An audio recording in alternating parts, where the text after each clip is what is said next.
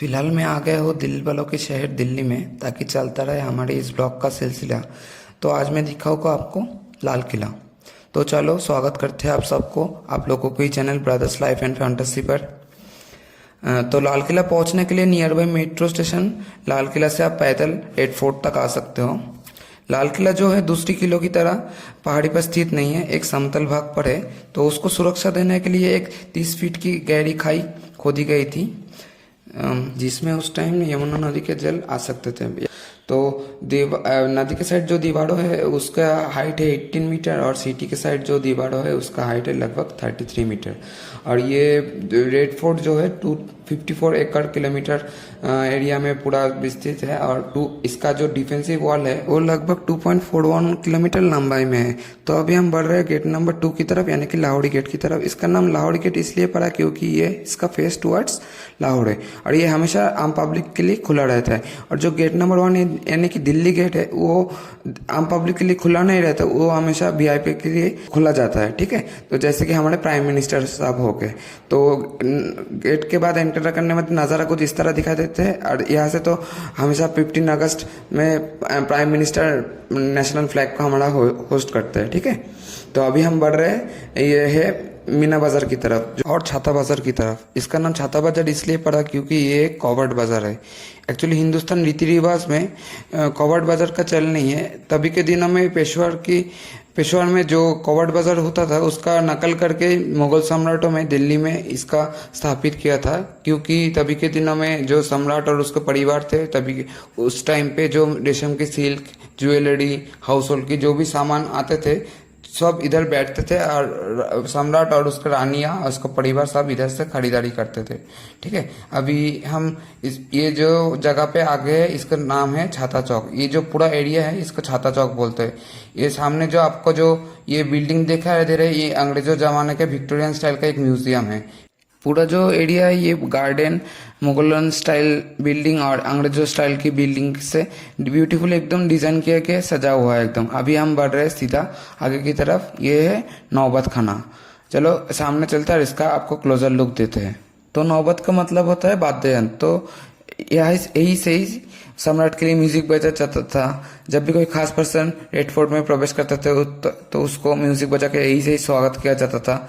तो आप बेसिकली इसको महल का एक प्रवेश द्वार मान सकते हो। ये एक 3 मंजिला भवन है, ये जो है व्हाइट सैंडस्टोन से बना हुआ है। अभी इसके अंदर का आप आर्किटेक्चरल डिजाइन, नक्शा सब कुछ देख सकते हो। यही से ही दीवाने आम के लिए आम जनता को सूचित किया जाता था कि नवाब अभी हाजिर हो रहा है। तो अभी हम बढ़ रहे हैं सीधा आगे दीवाने आम की तरफ। और अगर वो सीन देख के अगर कुछ आपको याद नहीं हुआ तो आपको बता देते हैं। तो यही पड़ी जोधा अकबर मूवी का शूटिंग हुआ था, और एक जो फेमस मूवी है आमिर खान का फना, वो भी यही पड़ी शूटिंग हुआ था। मुगल शैली में 9 अंकों का बहुत ज़्यादा महत्व है, इसलिए आप दीवाने आम में ये 9 दरवाज़ा सिमेट्री के साथ देख ही सकते हो। कहा जाता है कि 1638 में शाहजहां जब रेड फोर्ट बनाना स्टार्ट किया था तब ये 1648 तक लगभग रेडी हो चुका था। तभी के दिनों में इसका नाम था किला मुबारक। इसका बनाने का डिज़ाइन किया गया कारीगर का नाम है उस्ताद अहमद लाहौरी, जो ताजमहल भी डिज़ाइन किए गए थे। बताया जाता है कि तभी के दिनों में फतेहपुर सीकरी से रेड सैंडस्टोन लेके आके इधर ये रेड फोर्ट बनाया गया था। अब और ये दीवाने आम में आप देख ही सकते हो, ये बादशाह का सिंहासन जहाँ से बादशाह शाहजहां बैठ के सभी आम जनता का जो भी मसला होते थे, राशंस हो गया, टैक्स हो गया, सभी मसले को सुलझाते थे। इसलिए इस महल का नाम दीवाने आम पड़ा। ठीक है, कहा जाता है ईरान से जब नादिर शाह दिल्ली आक्रमण करने इंडिया आया था, तभी ये मुगल टाइम में रेड फोर्ट उन लोगों के हाथ से छीना गया था, और इधर बहुत लूटपाट मची गई थी, और इधर से बहुत सारा कीमती सामान, ज्वेलरी, पत्थर जो भी है वो सब लूटे गए थे। ठीक है, 1857 में जब मुगल शासन का एंड था और अंग्रेजों ने ये रेड फोर्ट अधिकार कर लिया था, तब भी उन लोगों ने रेड फोर्ट के अंदर जो भी कीमती सामान थे वो सबको नष्ट किया था, और इधर से कोहिनूर हीरा चुराकर अपने देश लेके गए थे। तो अभी हम बढ़ रहे हैं आगे दीवाने आम की पिछली भाग की तरफ, जिसका नाम है मुमताज महल। आप मेरे दाहिने साइड पे जो बिल्डिंग देख पाओगे इसका नाम ही है मुमताज महल। तभी के दिन हमें बादशाह का जो भी बेगमें होती थी वो पर्दे के आड़ के पीछे से ही दीवाने आम का हिस्सा हुआ करती थी, ठीक है। तो अभी ये दाहिने साइड पे जो फुआरा फाउंटेन देखा है उसका नाम है नहाड़े बैस। इसका इंग्लिश ट्रांसलेशन होगा रिवर ऑफ पैराडाइज। तभी के दिन में क्या हुआ था, यमुना नदी के जल को रेड फोर्ट तक लाया गया था और पूरा यमुना नदी के जल को रेड फोर्ट में बहा दिया गया था नाली के सहारे, ताकि गर्मियों के मौसम में ये पूरा फोर्ट ठंड रह सके। अभी ये जो आप महल और बिल्डिंग देख पा रहे हो इसका नाम है रंग महल। बादशाह शाहजहां ने खुद इस बिल्डिंग को बनाया था अपने बेगमों के लिए, ताकि वो अपने बेगमों से मिल सके, ठीक है। और इस रंग महल को तभी के दिन में बहुत सारे कलरों से सजाया गया था अपने ये तभी के दिनों में ये बहुत खूबसूरत देखता था। बट दिल्ली बहुत बार आक्रमण हो चुका है और बहुत बार लूटा गया है अब्दाली के टाइम में, नादिर शाह के टाइम में। तो अभी ये एकदम व्हाइट सा दिख रहा है। तो ये जो अब बिल्डिंग देख पा रहे हो ये इसका नाम है खास महल। खास महल नाम इसलिए पड़ा क्योंकि ये बादशाह का ये एक प्राइवेट रूम है। तो बादशाह इधर अपना शयन कक्ष, प्रार्थना रूम, इबादत रूम जो भी होते थे बादशाह यही से ही करते थे, ठीक है। और इस खास महल के साथ जुड़ा हुआ है रंग महल और इसके साथ जुड़ा हुआ है ये दीवाने खास बिल्डिंग, ठीक है।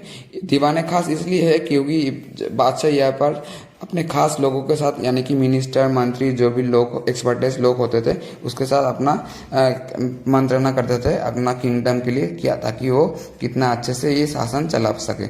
और ये दीवाने खास के साथ जुड़ा हुआ ये एक शाही हमाम है, ठीक है। हमाम का मतलब बेसिकली एक बाथिंग हाउस होता है। और ये बाथिंग हाउस के साथ जुड़ा हुआ लेफ्ट साइड में ना मोती मस्जिद, ठीक है। शाही हमाम में बेसिकली राजघराना के जो भी इम्पोर्टेंट पर्सन होते थे, बादशाह, प्रिंस और उनके बादशाह के जो भी मिनिस्टर होते थे सब इधर नहाते थे। शाही हमाम के ठीक लेफ्ट में जो है यह है मोती मस्जिद।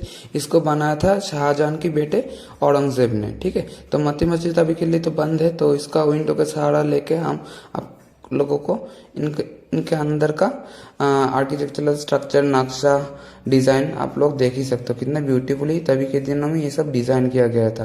तो शाहजहां तो जामा मस्जिद में इबादत करने चाहते थे, बट औरंगजेब ने रेड फोर्ट के अंदर ही मोती मस्जिद को बनाया था अपने खुद के इबादत के लिए, ठीक है। अभी हम जो गार्डन पे आ गए इसका नाम है हयात बख्श। मुगल ज़माने में ये गार्डन बहुत ब्यूटीफुली सजा हुआ था भिन्न भिन्न पेड़ों से। बट 1857 में जब अंग्रेज़ों ने रेड फोर्ट को मुगलों से ले लिया था तब इधर गार्डन में बहुत सारे पेड़ों को काट दिया था। तो अभी ये जगह खाली खाली सा दिख रहा है।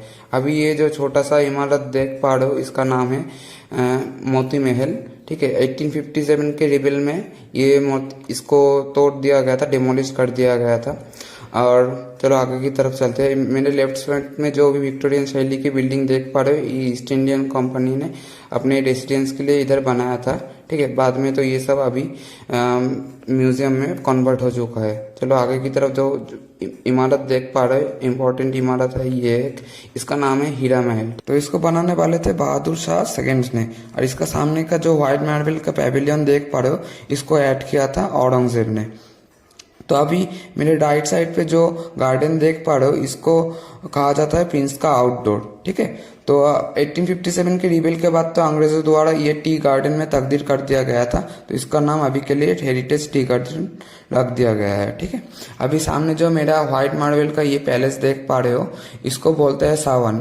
बेसिकली ये हिंदी रीति रिवाज नाम अनुसार रखा गया है, ठीक है। एक है सावन और एक है भादो, दो आइडेंटिकल पैलेस जैसा है। इधर बैठ के बादशाह और उनके बेगम हयात बख्श ये पूरा गार्डन का दीदार करते थे। जब रेनी सीजन में ये गार्डन पूरा खिल जाता था तब इधर बैठ के सावन और भादों में बैठ के पूरा गार्डन का दीदार करते थे। और आप देखोगे ये अरबिक स्टाइल में नाम नहीं है, ये एक्चुअली हिंदू रेनी सीजन का दो ऋतुओं का नाम है, ठीक है। तो अभी जो सामने ये देख पा रहे हो ये एक बेसिकली रिजर्वर है, इसे कहा जाता है हयात बख्श बाग, ठीक है। तो इधर से ही चैनल से ही रिजर्वर का चैनल से ही पूरा रेड फोर्ट के अंदर यमुना नदी के जल को बहा दिया जाता था ताकि पूरा रेड फोर्ट गर्मियों के मौसम में ठंड रह सके। ये सामने जो अभी व्हाइट मार्बल का एक बिल्डिंग देख पा रहे हो इसका नाम है भादो। एक नॉर्थ और साउथ फेसिंग है, दोनों दो तरफ फेस करके रखा हुआ है मिरर जैसा, ठीक है। और इधर से ही बैठ के नवाब बादशाह जो भी बोलो और उनका बेगम बैठ के पूरा हायात गार्डन का दीदार कर सकते थे। तभी के दिनों में तो बहुत सारा पेड़ों से भरा हुआ था, बट 1857 में जब ब्रिटिश बैरक्स रेडी हो रहा था तभी इधर पूरा गार्डन को साफ कर दिया गया था। और इधर जो भी विक्टोरियन शैली का बिल्डिंग देख पा रहे हो तभी के लिए रेजिडेंस में तो था, बट अभी के लिए ये सब म्यूजियम में कन्वर्ट हो चुका है, जिसमें कुछ बहुत सारा इम्पोर्टेंट म्यूजियम है, जैसे कि नेताजी सुभाष चंद्र के बोस का म्यूजियम है, एक 1857 रिबेल का एक म्यूजियम है, ठीक है, जालियानवाला बाग का म्यूजियम देख सकते हो। तो अगर आप 5 बजे से पहले रेड फोर्ट के अंदर आ जाते हो तो ये सब म्यूजियम विजिट कर सकते हो। तो समय अभाव के कारण से आज आप लोगों को म्यूजियम के अंदर नहीं लेके जा पा रहे, बट आपको बता देते हैं कि म्यूजियम के साथ अगर रेड फोर्ट के अंदर आते हो, अगर कैश में टिकट लेते हो तो आपको 80 रुपीज़ पड़ेगा। तो मेरा सजेशन यही है कि आप ऑनलाइन में टिकट लो तो आपको कम से कम 58 रुपीज़ में पड़ जाएगा। सनसेट होने के बाद रेड फोर्ट का लाइट एंड साउंड शो देखने के लिए मेरे डिस्क्रिप्शन में दिए गए लिंक में क्लिक करिए और मेरे 1 घंटे की इस मेहनत को 10 मिनट में उतारने के लिए एक लाइक तो बनता है दोस्तों। चलो मिलते हैं दोस्तों अगले वीडियो में। थैंक यू, तब तक के लिए थैंक यू दोस्तों।